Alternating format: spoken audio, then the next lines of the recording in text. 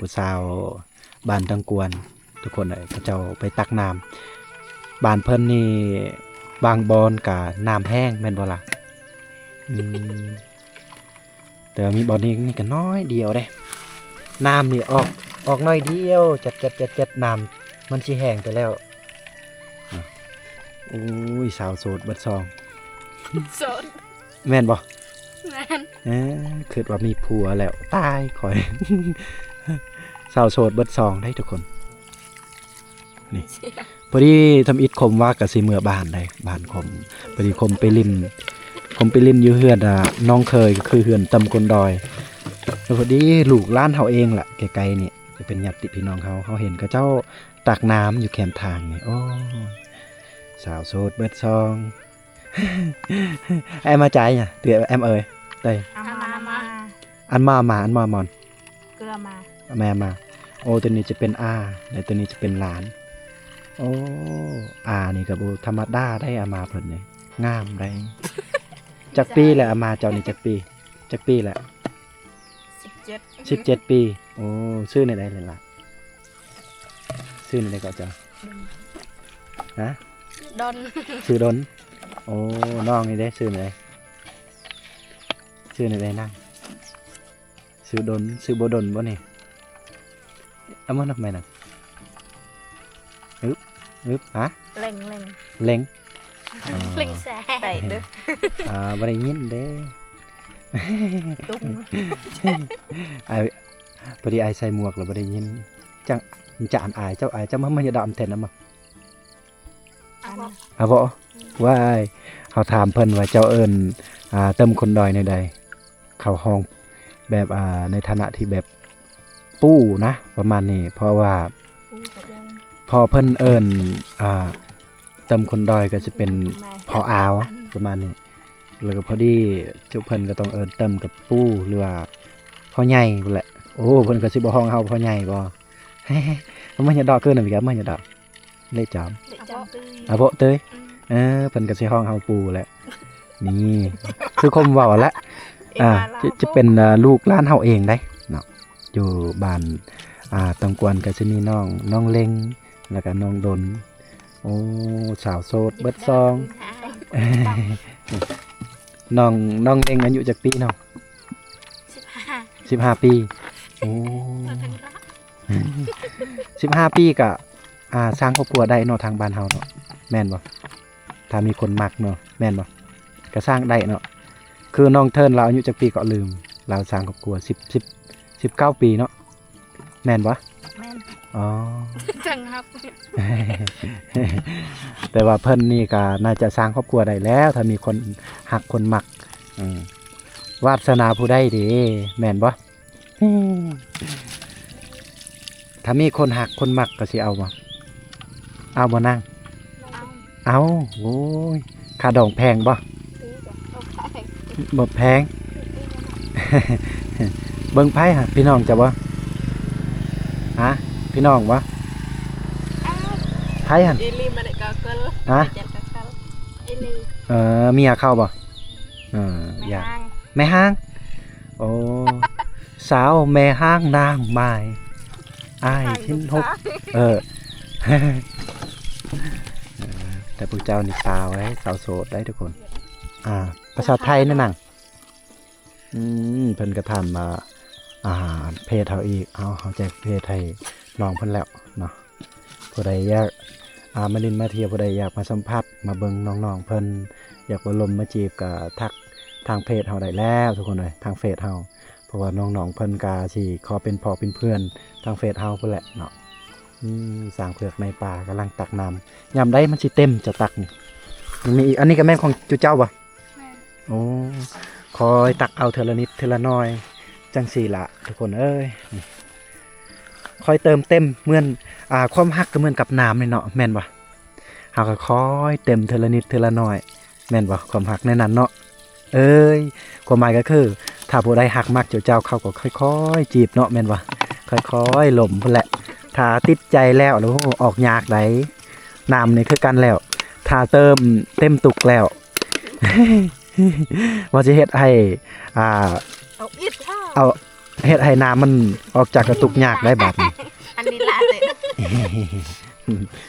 จะเป็นอากับหลานได้ อันนี้จะเป็นร้านของน้องดน แล้วก็นี่ก็น้องเล็งมีผู้บ่าวทางใดแหละคุมื้อนี้ทางบ้านอาซกบ่บ่มี บ่มี บ่มียุ่งกัดเจ้าล่ะเบิ่งยุ่งไอ้ตบหยุดแป๊บ ยุ่งเอ้ยยุ่งกัด เพราะว่าเขาอยู่นี่เต็มแต่ยุ่งได้เดี๋ยวปูสิไปเป็นยุ่งได้บ่ ความหมายก็คือไปเป็นยุ่งกับพอได้กัดเลือดเจ้าว้าย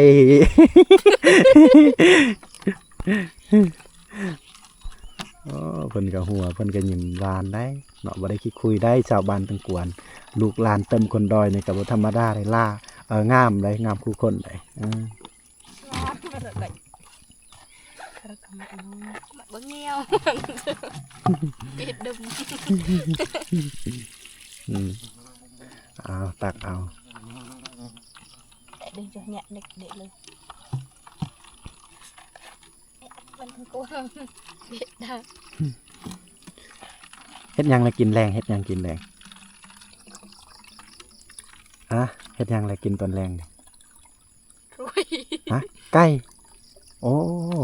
เป็นตาแสบแท้ เอา บ่ให้ปูไปกินน้ำบ่โยนเอาบุจาเตยแล้วและโอ้บ่ยงเลย หยอกเพิ่นว่าให้ปูไปกินน้ำบ่ให้ปูอยู่ไก่โพดแค่น้ำยาโยนจ่าพ่อจ่า บ่จ้า มาหยอกเพิ่นว่าถ้าเจ้าให้ไปกินกับปูสิไปกินได้ไปกินแม่ล่ะอ้าวเป็นยังตัวนั้นคือบ่เต็มตุกนั้นคือบ่เต็มเปียหายเนี่ยหอยวะหัวเพิ่นว่าตุกตัวนั้นมันมักหัวตลอดเอาความหักก็เหมือนกับตุกน้ำเนาะเติมเต็มแล้วเนาะก็ยังออกคือเก่าเนาะ บางคนก็พยายามอยากเติมเต็มหัวใจใส่จุเจ้าก็เรียกหลายก็บ่สนใจเนี่ย อายุเท่าใดก็15กับ15ปีหมดเนาะอันนี้บ่แม่นได้17อันนี้15ปีโอ้มาเด้อทุกคนเด้อถ้าผู้ใดสนใจสาวบ้านตังกวนเนาะสาวงามทั้งสองนี่สาวโสดอากับหลานเพิ่นใดจะเลือกอาหรือจะเลือกหลานก็ได้นี่จะเป็นอาของนี่น้องเล็งโอ้ย17กับว่าเท่าแหละบ่เท่านะ17ยังเด็กน้อยอันนี้และอยู่เขตเฮานี่ส่วนหลายก็เจ้ากังวลเรื่องอายุนะ17-18 ปีก็เจ้าว่ายากไปสิสร้างครอบสร้างครัวแม่นบ่ล่ะสร้างง่ายสุดไวสุดในอายุ35ปีโอ้ยจริงๆกับซ้ำเจ้าก็ยังง่ายอยู่บ่น้องไอ้หยังก็ดนเฮาถามถ้ามีคนหักคนหมักอยู่เจ้าก็เจ้าสิเอาค่าดองแพงบ่เอาแพงบ่ล่ะจะสิเอาค่าดองแพงบ่50 ล้านโอ้ย50 ล้านเขตเฮานี่บ่มีไผให้ค่าดองฮอด50 ล้านนะเขตเฮานี่นะจะสิเอาแพงบ่ล่ะจะสิเอาแพงบ่ซำใดแพงซำใด10 ล้าน10 ล้านแม่10 ล้านโอ้10 ล้านประหารหัวใจ FC อ้ายแล้วเนาะ FC บางคนเขาบ่มี10 ล้านกีบเด้สิเฮ็ดได้บางคนเขาบ่มีก็เอาได้บ่เอาได้บ่ดนบ่ได้ต้องมีเนาะต้องมี10 ล้านกีบจึงเอาได้เนาะโอ้น้องดนว่าต้องมี10 ล้านกีบจึงเอาได้ บัดนี้น้องเล่งเด้ค่าดองแพงบ่น้องเล่งบ่แพงบ่จะเอาเท่าใด5 ล้าน25 ล้าน5 ล้านบ่อ๋ออาลีบ่5 ล้านนี่มีหมูบ่มีหมูจักโตเอาหมูกินในงานดองได้ซะอนาคตนี่อันเนาะเอาเว้าไปซื่อๆได้ซะเนาะหมูจักโตเอาหมูตัวหนึ่งบ่พอบ่ พอเนาะหมูตัวหนึ่ง ไม่ดา เงิน5 ล้านก็คือน้องเล็งเออ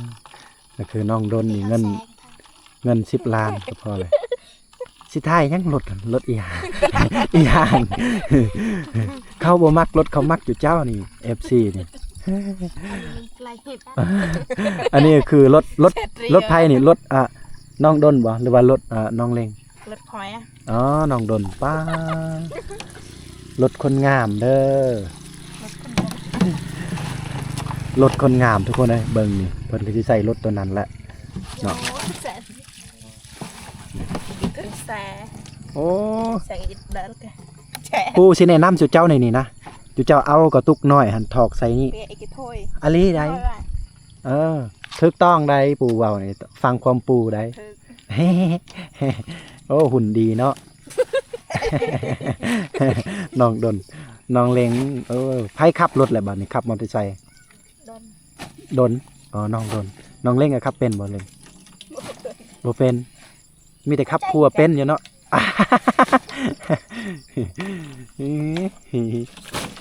นี่ใส่กระเป๋าใส่กระสอบจังซี่แหละผู้สิเมื่อฮอดเฮือนอยู่เจ้าเด้อได้บ่ หมดได้ บ่ได้เป็นหยังจ้ะ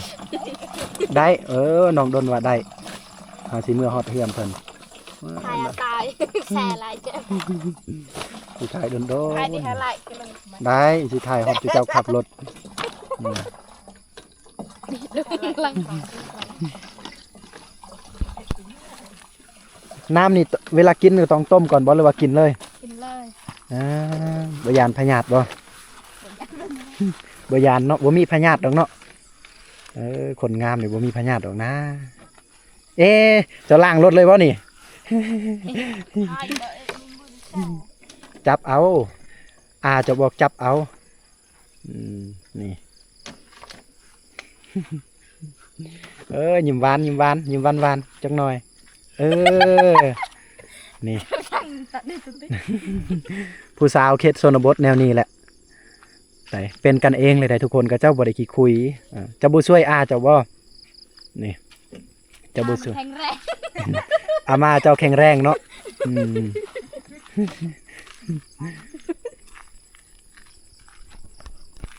เริ่มมืดแล้วได้มืดแล้วบ่ได้แซงมันเจ้าอยู่เบื้องนี้ล่ะเบื้องนั้นมันจึงได้แซงเมื่อกี้สิกะยาบนโฮมนี่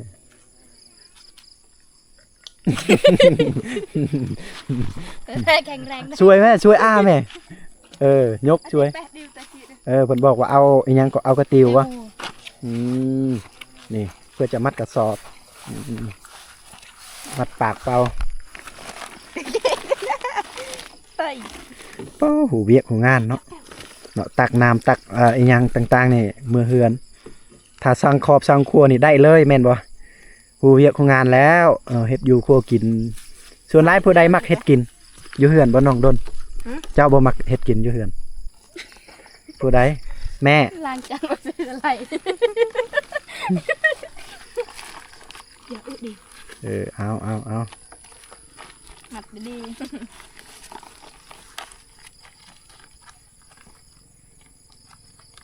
รถไผ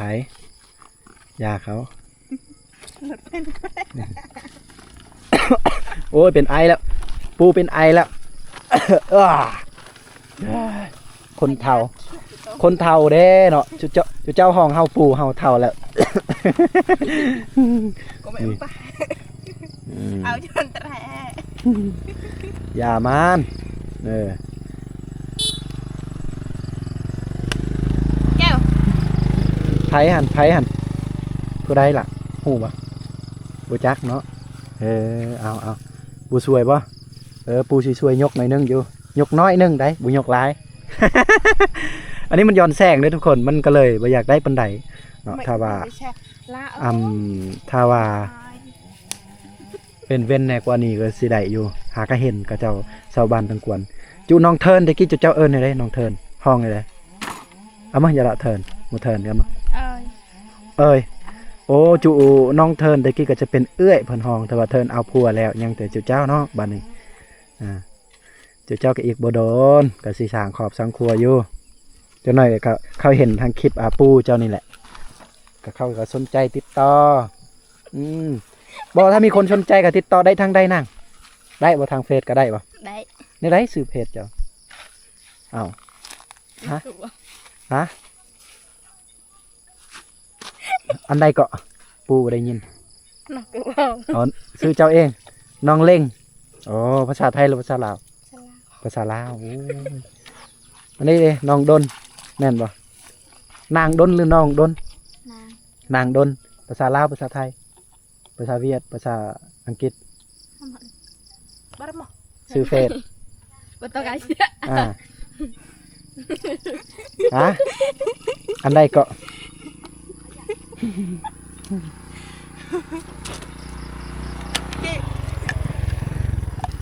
อันใดก็ดีมั้งบ่ฮู้เอาแล้วบ่แจกเฟซแล้วบัดนี้เอ้ยโคตรอีหยังงามกระเดกกระดอนี่เอา mặt đâm tại cái đấy cả ba bây giờ bạn nào rồi nằm vào thôi ไปโอ้มีแมงอีหยังว่าติดทรงติดเสื้อนี่คือว่าเจ็บ mày ba đâm cu mùi ตะรุมกุมุยโอ้แมงอันนี้ก็เจ้าห้องว่าตะรุมกุมุยภาษามีหญ้านี่ทุกคนภาษากระโดก็สิเอิ้นตะรุมกุมุยดอกอันนี้ ทาสีแป้ตรงๆเด้อตะรุมกุมุยก็คือ ก็คืออีหยังเกาะเข็มเด้เข็มยิบเครื่องก็คือเข็มผีว่าซั่นนี่หญ้าหยังหญ้า láo mới đã ได้จอมตัวลาวโอ้โหนภาษาลาวห้องนี่ได้นะปูก็ลืมเลยคนเฒ่ามักลืมเอ้าให้ล้านเจ้านี่ดอกไม้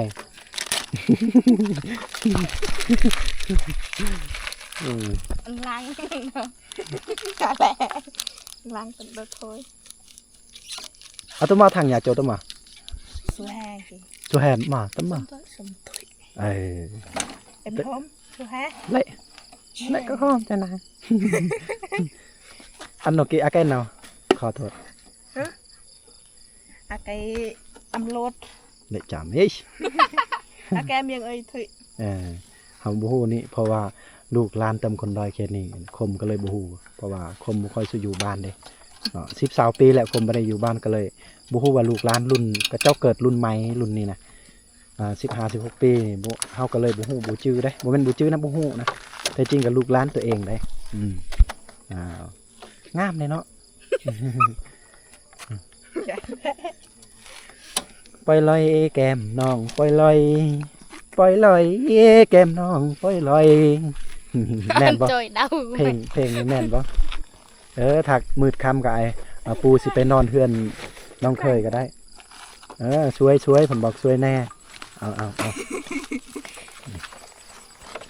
เยอะป้า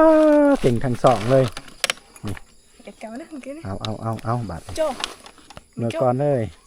เดี๋ยวเจ้าเฮ็ดได้นี่ผู้นี้ย่างผู้นั้นย่างบ่ผู้นี้สิย่างบ่บ่ย่างติ mà không thì เจ้าสิย่างบ่น่ะ bò บ่ย่างเจ้าบ่ขึ้นน้ำปูบ่ ขึ้นอันตรายบ่